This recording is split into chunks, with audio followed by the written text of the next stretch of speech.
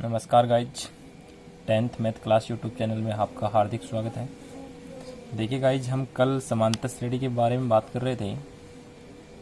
उस टॉपिक को हम मॉर्निंग में आगे बढ़ाएंगे, लेकिन हम एक नया चैप्टर और स्टार्ट कर रहे हैं जिसका नाम है त्रिकोणमिति।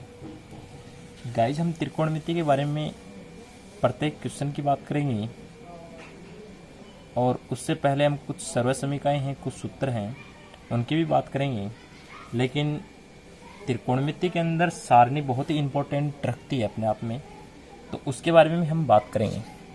देखना गाइज, सारणी का 10th क्लास में तो महत्व है ही, लेकिन और भी अन्य कंपटीशन एग्ज़ाम है उनमें भी बहुत ही महत्वपूर्ण मायना है। जैसे सेंट्रल गवर्नमेंट की एग्ज़ाम हो या अन्य एग्ज़ाम हो, उनमें भी 1-2 नंबर के क्वेश्चन आ ही जाते हैं। लेकिन अपने 10th क्लास में मिनिमम 4-5 नंबर का क्वेश्चन सारणी से आ ही जाता है। तो आगे हम बात करते हैं कि त्रिकोणमिति का अर्थ क्या है, इसके बारे में भी हम कुछ बातें करेंगे। देखना, जैसे यहाँ पे 3 लिखा हुआ है, उसका अर्थ होता है 3। आगे कोण लिखा हुआ है, कोण का मतलब होता है कोण। इसके आगे देखना गाइज, मिति का मतलब होता है माप। मिति का मतलब होता है माप। थोड़ा इसको कलर से लिख देता हूं मैं। मिति का मतलब होता है माप। इससे समझने की ये जरूरत है कि अगर 3 भुजाओं से घिरी हुई आकृति हो, उसमें भुजाओं का माप हो चाहे या कोण हो, यदि इनमें से कुछ भी दिया हुआ हो तो वहाँ पे त्रिकोणमिति फॉलो होती है। जैसे एग्जाम्पल के तौर पे मैं समझा रहा हूँ आपको। देखना, अगर हमारे पास किसी त्रिभुज की एक भुजा हो और एक कोण दिया हुआ हो, न्यून कोण दिया हो, जैसे ये 5 सेंटीमीटर है, ये 30 डिग्री का कोण है, तो हम अन्य भुजाएं त्रिभुज की याद कर सकते हैं। अन्य भुजा हम क्या कर सकते हैं? याद कर सकते हैं। लेकिन इससे पहले हम कुछ और भी बातें करेंगे, उनको ध्यान में रखना थोड़ा। मैं आज आपको त्रिकोणमिति में जो सारणी होती है उसके बारे में बताऊंगा, तो आप बिल्कुल बारीकी से समझना और ध्यान से देखना कि सारणी त्रिकोणमिति में किस प्रकार से बनाई जाती है। ये एग्जाम की दृष्टि से बहुत ही महत्वपूर्ण है, अपने आप में बहुत ही इम्पोर्टेंट है। तो मैं सारणी के बारे में कुछ चर्चाएं कर रहा हूँ, तो आप ध्यान से समझना। देखना, जैसे सबसे पहले आता है साइन थीटा, फिर आता है कोस थीटा, फिर आता है टेन थीटा, फिर आता है कोट थीटा, फिर आता है सेक थीटा, फिर आता है कोसेक थीटा। आगे देखिए, इससे आगे गाइस हम बात करेंगे कि सारणी को याद कैसे करना है। अपन रटने की कोशिश नहीं करेंगे, बिल्कुल समझने की कोशिश करेंगे कि सारणी किस प्रकार से बनाई जाती है। जैसे यहाँ पे 0 डिग्री आ गया, यहाँ पे 30 डिग्री आ गया, यहाँ पे 45 डिग्री आ गया, यहाँ पे 60 डिग्री आ गया, यहाँ पे 90 डिग्री आ गया। आगे देखिए, अपने को साइन 0 डिग्री का मान चाहिए, साइन 30 डिग्री का मान चाहिए, साइन 60 डिग्री का मान चाहिए, साइन 90 डिग्री का मान चाहिए। तो किस किस प्रकार से हम मान निकालेंगे, उनको ध्यान से देखना। जैसे यहाँ से हम गिनती शुरू करेंगे 0 से, 0 1 2 3 2 3 4, सब में 4 का भाग देंगे। सभी संख्याओं में 4 का भाग देंगे। सभी संख्याओं का अंडर रूट करेंगे। सभी संख्याओं का अंडर रूट करेंगे।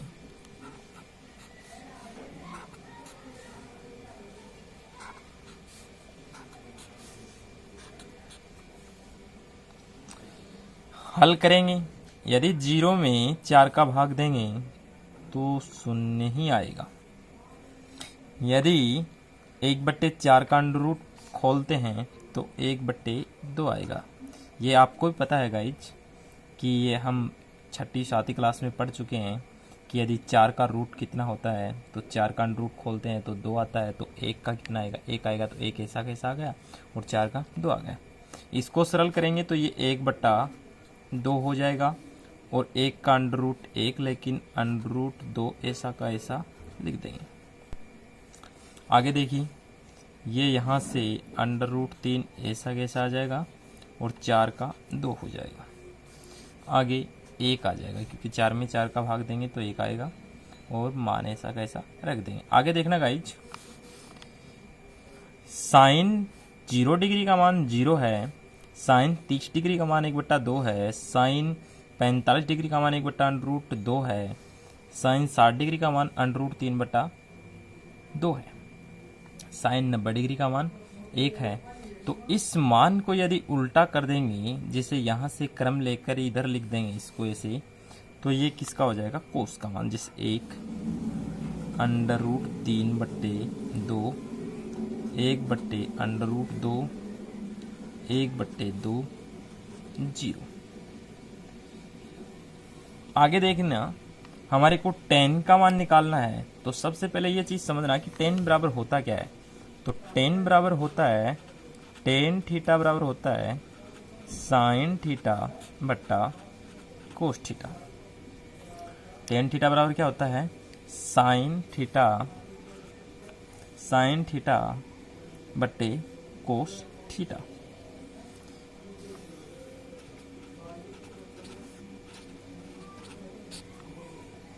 यदि साइन थीटा में मान रखते जाएंगे, कोस थीटा में मान रखते जाएंगे, भाग देते जाएंगे, तो हमारे पास क्रमबद्ध रूप से tan का मान आ जाएगा। जैसे ये साइन का मान है, ये कोस का मान है, इस साइन के मान में कोस के मान का भाग देते जाएंगे और tan का मान आता जाएगा। जैसे 0 में 1 का भाग देंगे तो 0 का 0 आ जाएगा, इसमें इसका भाग देंगे तो 2 से 2 कट जाएगा, यहाँ पे आ जाएगा 1/√3। देखिए गाइज, हम इस बात को थोड़ा सा इम्पोर्टेंट समझते हुए हल करेंगे। जैसे हमारे पास मैंने बताया कि साइन थीटा बटा कोस थीटा, यदि हम साइन 1/2 रखते हैं साइन थीटा का मान और कोस का मान है √3/2, तो इस प्रक्रिया को कैसे हल करें ताकि 1/3 √3 आए।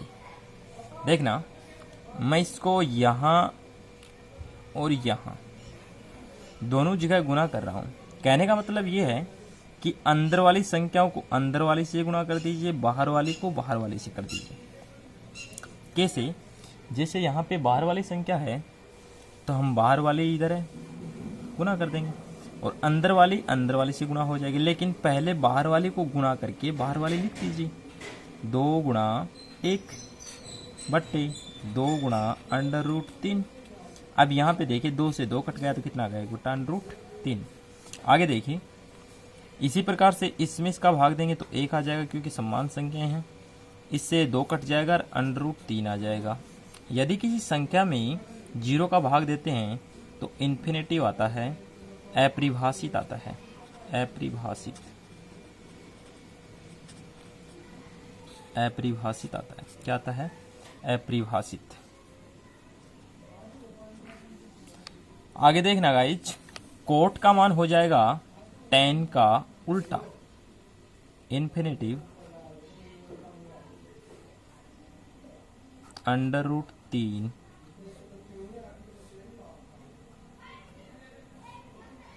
1/√3 0।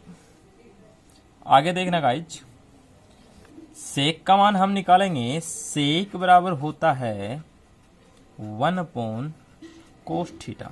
क्या होता है, 1/cos थीटा।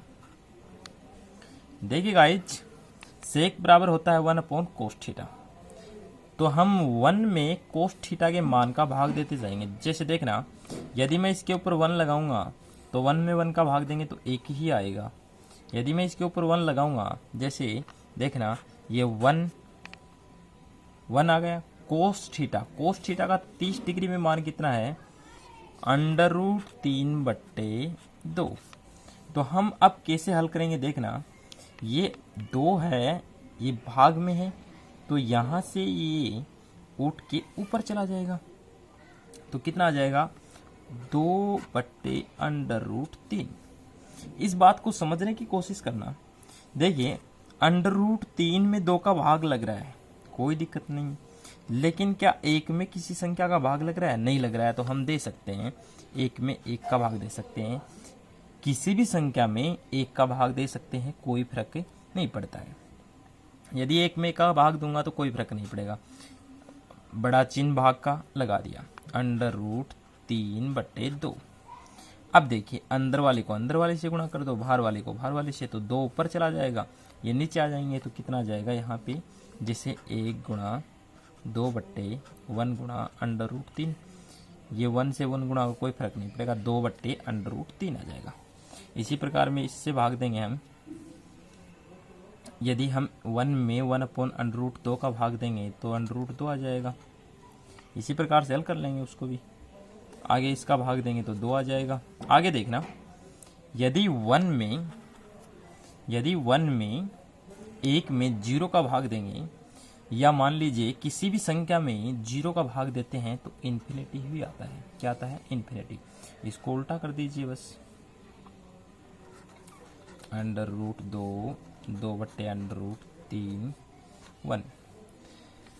देखना गाइज, मैं बात आपको ये समझाना चाह रहा हूं कि सारणी को हमारे को याद कैसे करना है, क्योंकि मैंने बिल्कुल आपको आसान तरीके से बता भी दिया है।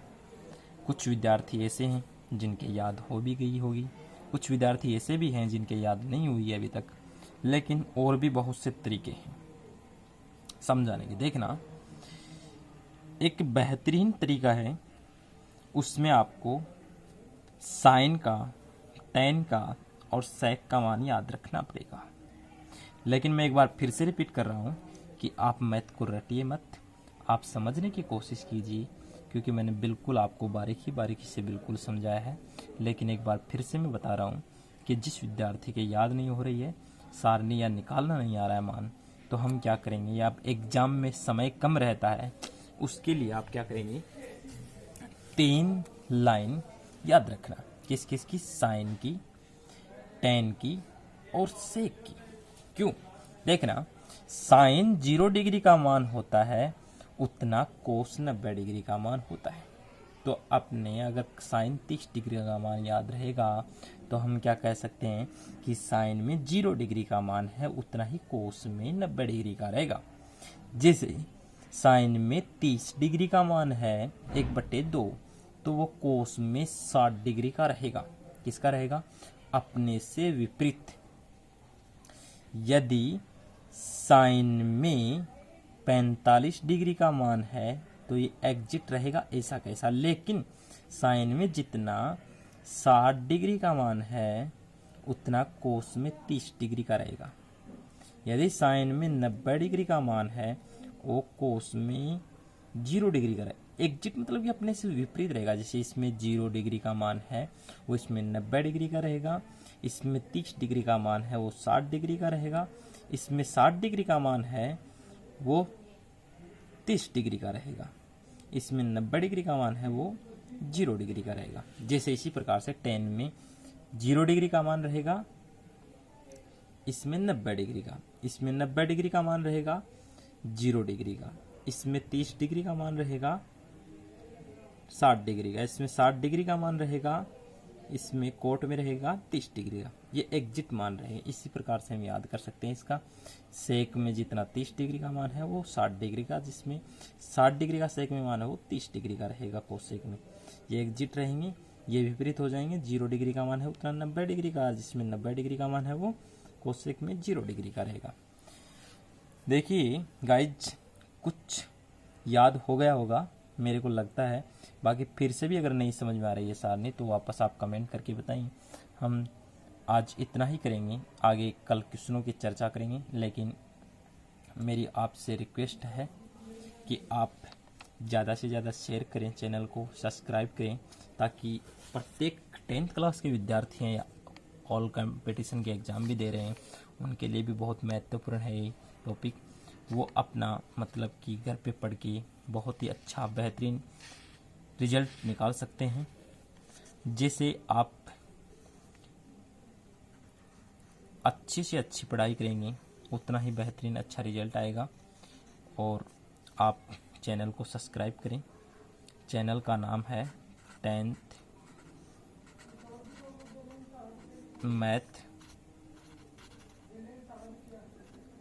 Math class says RBSC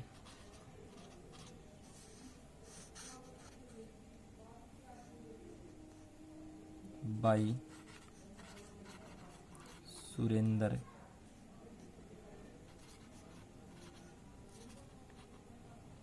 sir. 10th math class है RBSC बाई सुरेंद्र सर। इस चैनल को आज सब्सक्राइब कीजिए ताकि आपको प्रत्येक नया वीडियो जो भी अपलोड होगा वो मिलता रहे। मेरी आपसे इतनी ही रिक्वेस्ट है। थैंक यू, धन्यवाद।